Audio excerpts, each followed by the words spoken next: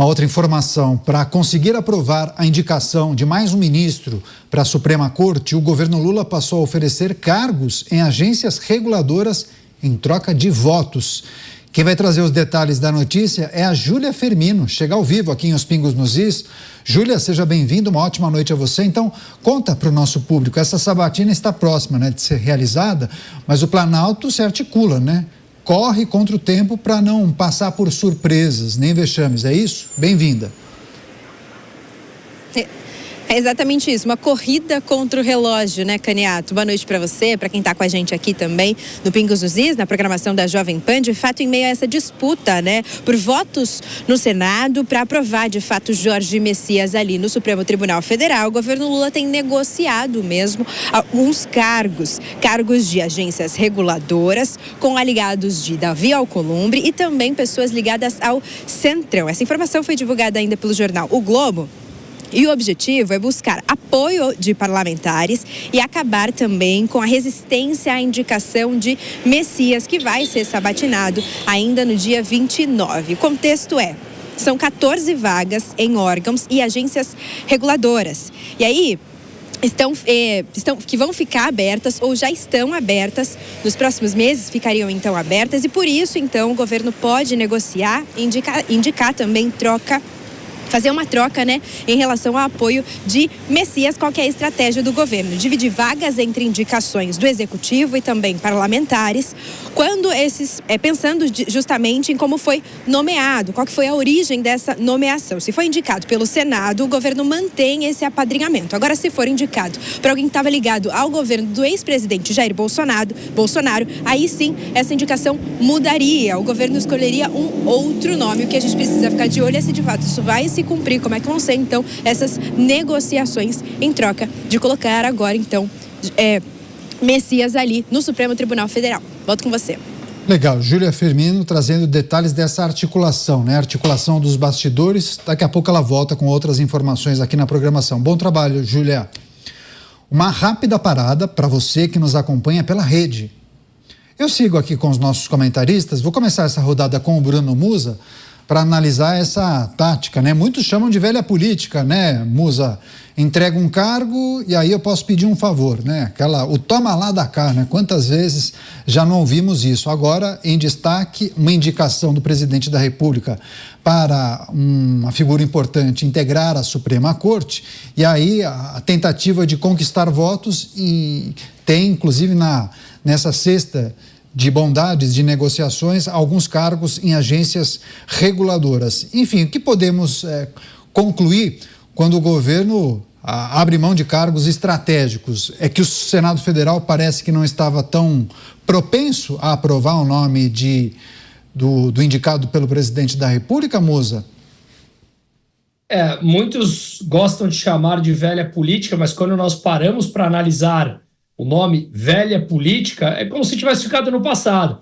Mas não, né? É a continuidade, é o continuismo brasileiro. A política no Brasil se faz disso. Pessoas, como eu falo, que em última instância, duvido que cheguem a 100 pessoas, são essas as pessoas, o Estado, tirando o que tem de abstrato da forma do Estado, que quando algo é abstrato a gente não consegue culpar ninguém, mas não, o Estado tem nome, tem CPF, e são pessoas que não chegam ao número de 100 pessoas, digamos assim. São essas pessoas que fazem essas artimanhas e trocam, negociam com o nosso dinheiro o que eles querem, os cargos deles, o poder para eles. E nós sequer temos quem questionar, uma vez que eles detêm o monopólio da violência. O que significa deter o monopólio da violência? Eles detêm todos os poderes e detêm aquilo que eles podem nos punir se nós questionarmos determinadas ações. Questionarmos o que deveria ser um fundamento básico em um sistema supostamente democrático.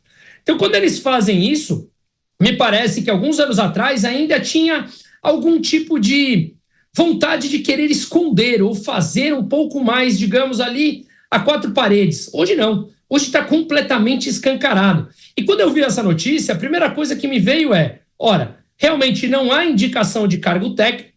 Afinal de contas, essa parte técnica fica de lado. Eu preciso indicar pessoas politicamente alinhadas, ideológicas, a mim, para que essas pessoas respondam e possam usar aquele orçamento a cada uma dessas áreas ao nosso projeto de poder. Consequentemente, eu negocio esses nomes para conseguir um nome em um outro poder da República.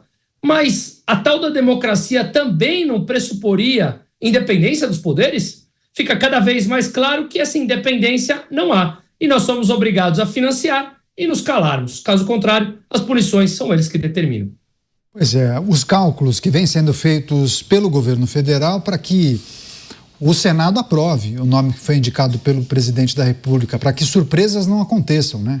Para que o governo não passe vergonha, porque há caminhos possíveis, por exemplo, aprovação na CCJ, né, após a sabatina, e aí o plenário do Senado não aprova. Imagina se isso acontece. Mas as articulações indicam que ele passaria na CCJ e também no plenário. A indicação que votos já foram conquistados e que o governo não passaria nenhum susto. Mas é sempre preciso analisar a possibilidade, né, de um nome ser reprovado na sabatina. Deixa eu receber agora a Rede Jovem Pan. Fiquei fazendo esse preâmbulo, essa introdução aqui justamente para receber a Rede Jovem Pan, todos conectados com a gente em Os Pingos nos Is. A notícia em destaque, uma articulação nos bastidores e o governo federal negociando alguns cargos em agências reguladoras para senadores, né, para que senadores indiquem nomes, mas aí o governo quer a garantia de que esses senadores votarão para aprovar o nome do indicado para o Supremo Tribunal Federal. Deixa eu chamar o Roberto Mota para analisar essa situação, o cálculo que vem sendo feito pelo governo federal, que não quer passar sustos e quer que o seu nome seja aprovado na sabatina do Senado Federal. Mota. Olha, essa é uma das funções das agências reguladoras, dar cargo para os amigos. Agora, é curioso, porque nas últimas semanas nós assistimos vários senadores fazendo discursos inflamados contra os abusos do judiciário e contra o potencial envolvimento de ministros no escândalo do Banco Master. Foram discursos, alguns deles comoventes, inflamados. Agora, os mesmos senadores não conseguem dar andamento a pedidos de impeachment contra os ministros. Estão todos engavetados. E olha, eles não conseguem nem barrar a nomeação de um candidato a ministro que seja, obviamente, inadequado para a vaga. Isso nunca aconteceu, nem nesse século, nem no século passado. A última vez que isso aconteceu foi no governo de Floriano Peixoto. Então, é justo se perguntar, para que exatamente serve essa sabatina? Só para dar uns cortes bons para os senadores? Ora, existem senadores que acham que o eleitor brasileiro é um tolo. Na próxima sabatina, o eleitor vai saber quem eles são.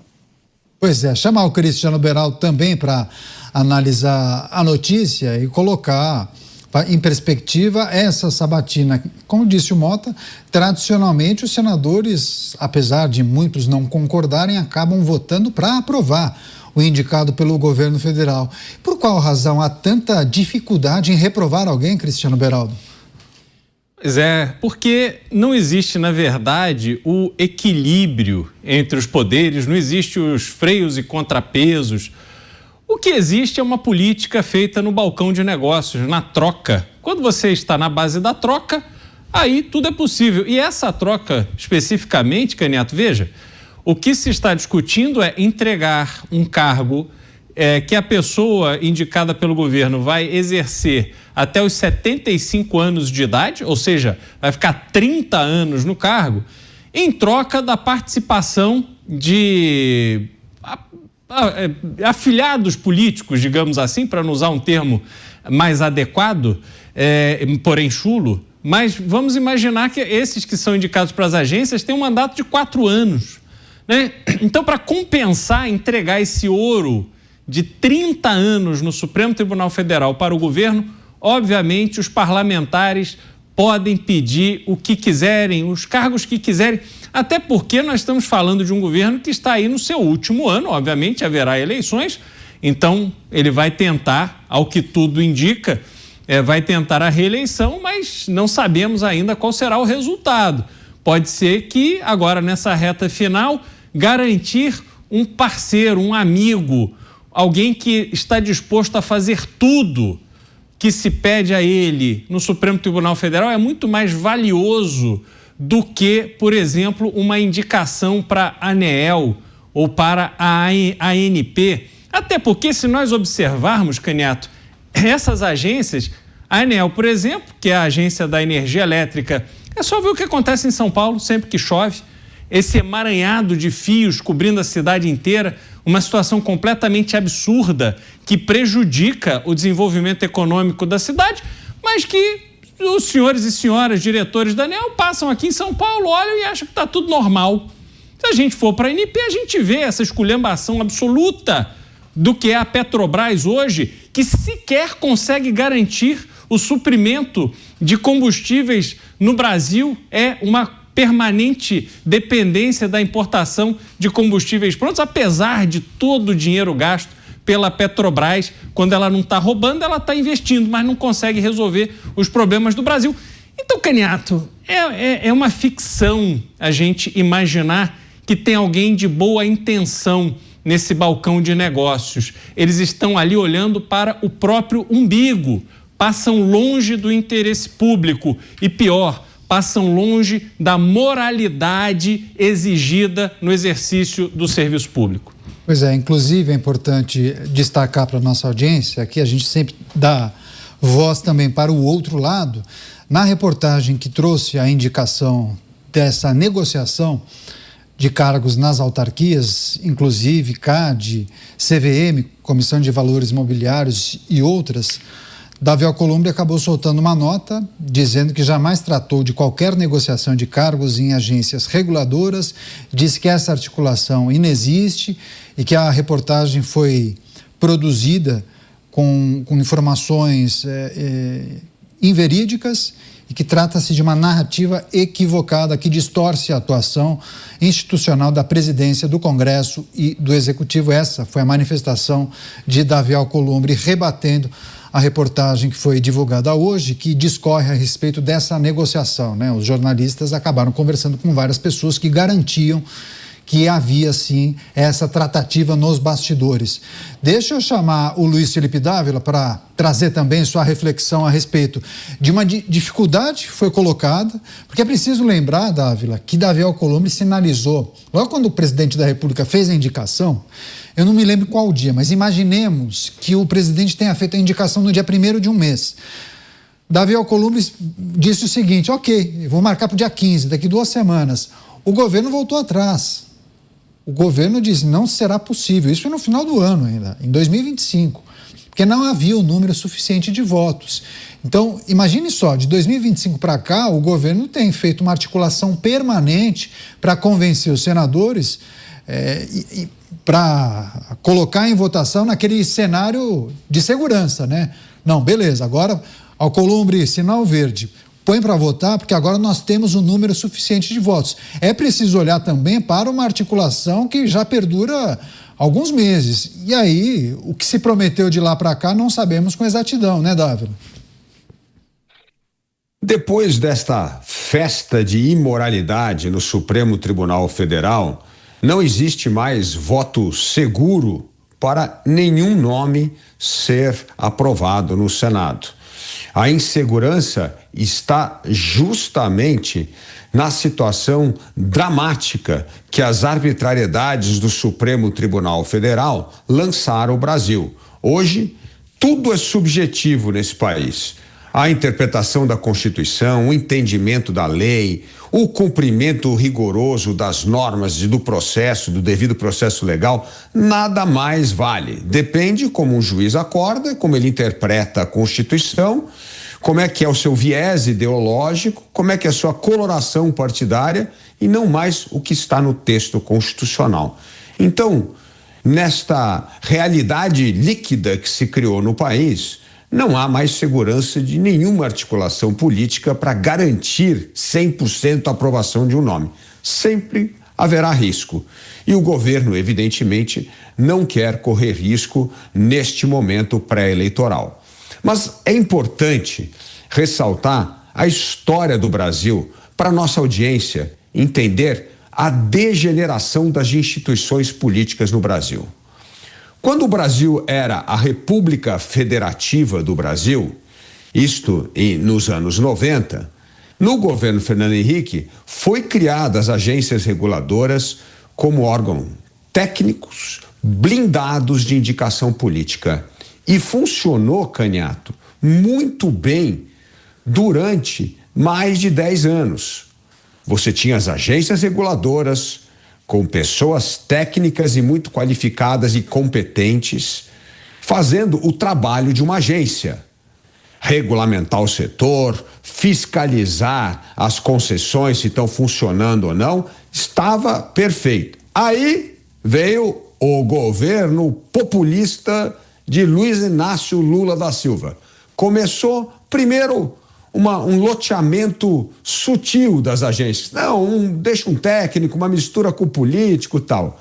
Aí esse negócio acelerou de tal forma e hoje não tem mais técnico, só tem nomeação política. É um desvirtuamento total do papel de uma agência reguladora. E como bem lembrou o Beraldo, é por isso que essa esculhambação na fiscalização e regulação dos setores é inacreditável. Falta de energia, falta de água, problema na saúde, tudo isso é fruto de aparelhamento e politização das agências reguladoras.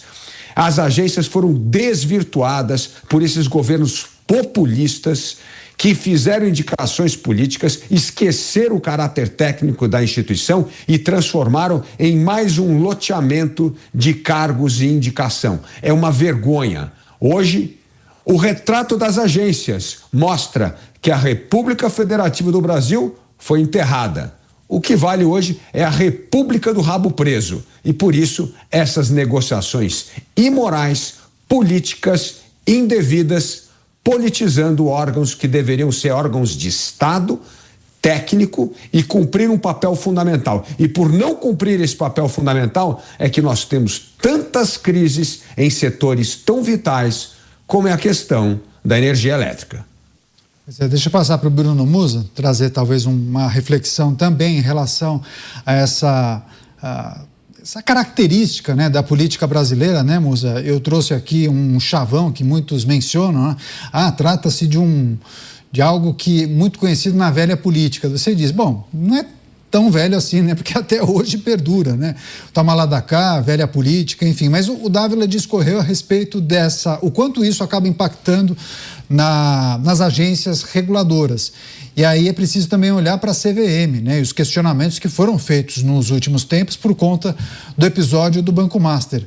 Quais são os riscos quando você coloca gente despreparada em uma agência reguladora em que deveria ter somente gente muito preparada e aplicada para resolver problemas de determinado segmento da sociedade e da administração pública? Colocar alguém que não domina a matéria pode ter consequências muito sérias, né, Musa? Veja, imagina um economista como eu dar aula de medicina. Qual é a chance disso dar certo? Se eu nunca estudei para isso? Absolutamente nenhuma.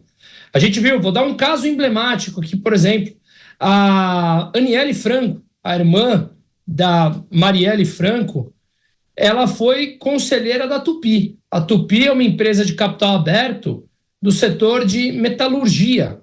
Qual é o conhecimento para ela sobre metalurgia? Assim como o meu, nenhum. Como é que você pode ser um conselheiro de uma empresa de metalurgia sem conhecer as funções básicas para isso? Vou dar outro exemplo. Quem foi o presidente da Previ durante muito tempo, João Fukunaga, sem nenhum juízo de valor às pessoas que eu comento aqui. Uma pessoa que foi escriturário do Banco do Brasil durante muito tempo, militante de um partido político, que não é coincidência, que é o mesmo do executivo, que foi indicado para o cargo, sem nunca trabalhar como gestão de patrimônio, que é, por exemplo, a minha atividade há muitos anos, e ele tinha a caneta na mão para fazer a gestão de quase 300 bilhões de reais de aposentados do Banco do Brasil. De novo, se você nunca trabalhou com isso, como é que você consegue ter condição exemplar e eficiente para fazer a gestão de 300 bilhões de reais de aposentados. Nós poderíamos passar meses aqui com indicações de cargos políticos. Portanto, o que funciona é que cada uma das empresas estatais ou que o governo tem participação através, por exemplo, da Previ ou outros fundos de pensão, eles têm indicação de pessoas próximas a eles para que eles possam colocar as suas ideias dentro de empresas privadas e das empresas públicas. Nas empresas públicas, nós pagamos diretamente. Afinal de contas, são empresas que são usadas para um projeto político-partidário com o dinheiro do pagador de imposto. Nós não temos a quem recorrer e esses orçamentos, muitas vezes bilionários, ficam na mão de um projeto específico político-partidário, como mencionado. Nas empresas privadas, consequentemente, você tem uma ingerência que não é técnica em empresas que muitas vezes, como eu mencionei de capital aberto, pequenos investidores possam ser lesados. Afinal de contas, o interesse do governo não necessariamente é o interesse da própria empresa e, portanto, não vai em linha com os interesses dos acionistas, muitas vezes minoritários. Um estrago total, muitas vezes, no capital do investidor. E para muitos que colocam o mercado como um inimigo, o mercado somos todos nós, agentes econômicos, que nada mais é do que juntar ideias de milhões e milhões e milhões de pequenos investidores, traduzindo uma resposta num preço. Quanto vale aquela empresa? Faz sentido investir ou não investir naquela empresa? Porque quando você investe, a empresa pega esse dinheiro para investir nos seus projetos e devolver em produtos e serviços à sociedade. Quando você perde esse senso, indica pessoas apenas por um projeto político-partidário, tudo se perde. E o dinheiro funciona, de todos nós, como uma socialização de um prejuízo, em direção ao funcionamento de poucas pessoas que querem se perpetuar no poder ao longo do tempo. Então, é uma disfunção da política brasileira que se tornou normal. Como a gente passa a normalizar, infelizmente, as relações privadas no Brasil também passam a ser de trocas, pequenas trocas. Sabe quem eu sou? Sabe quem é minha família? Sabe com quem você está falando? Práticas que, infelizmente, se tornaram, ao longo das últimas décadas, muito normais no Brasil e deteriora toda e qualquer relação empresarial, familiar, pessoal, o que quer que seja. Afinal de contas, passa a ser importante de quem você é filho, de quem você é indicado, quem é o teu padrinho político, e não a tua eficiência e o que você entrega com valor agregado às demandas da população. Pois é, deixa eu trazer um outro aspecto dessa discussão. Deixa eu passar para o Mota. Mota, mais um indicado com menos de 50 anos de idade, mas queria que nós refletíssemos se isso muda sensivelmente a composição da corte, porque quem foi que saiu? Luiz Roberto Barroso antecipou a sua aposentadoria. Barroso tinha sido indicado pela então presidente Dilma Rousseff no ano de 2013, salvo engano. A partir dessa indicação, muda alguma coisa ou talvez aqueles grupos continuarão mais ou menos intocados? Essa é uma pergunta que merece reflexão, Caniato. O Brasil está diante de um problema gravíssimo hoje, que é o ativismo judicial descontrolado. Esse ativismo ele tem várias faces e talvez a mais grave delas seja a ideia de que a Suprema Corte Brasileira é a decisora de última instância no país. Então, nada no Brasil pode ser considerado decidido se a Suprema Corte não tiver se manifestado. Não há hipótese de que isso funcione e o Brasil continue sendo uma democracia e uma república. Em todas as democracias, uma Corte Suprema é limitada à análise de questões constitucionais. É sempre um pequeno número de casos que tem repercussão geral. Na maioria dos países ocidentais, as Cortes Supremas não julgam ninguém, não investigam ninguém. O que acontece no Brasil por causa da instituição do foro privilegiado. A Suprema Corte Americana recebe menos de 80 casos para julgamento por ano. A Suprema Corte Brasileira analisa perto de 100 mil casos por ano. Então, diante disso, nós temos uma situação gravíssima.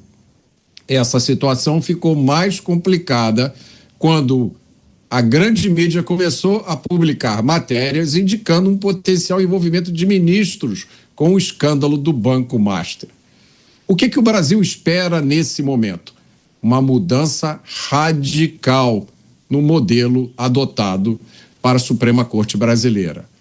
Não só essa mudança não está vindo, como se consideram indicações de pessoas com um perfil muito parecido com os atuais ocupantes dos cargos.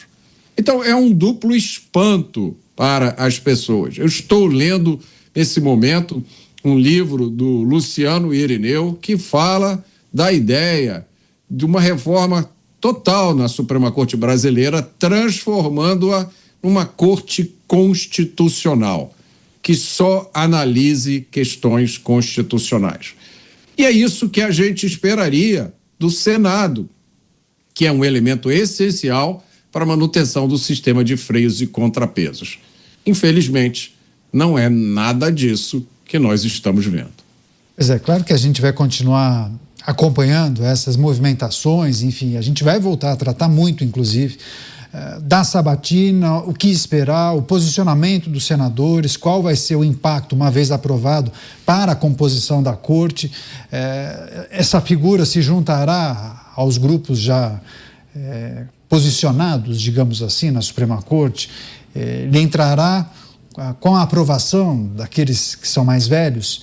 A gente acompanhou na semana passada, inclusive, vários integrantes da Suprema Corte enaltecendo, elogiando a figura do advogado-geral da União. Então, a gente vai tratar disso ao longo da semana.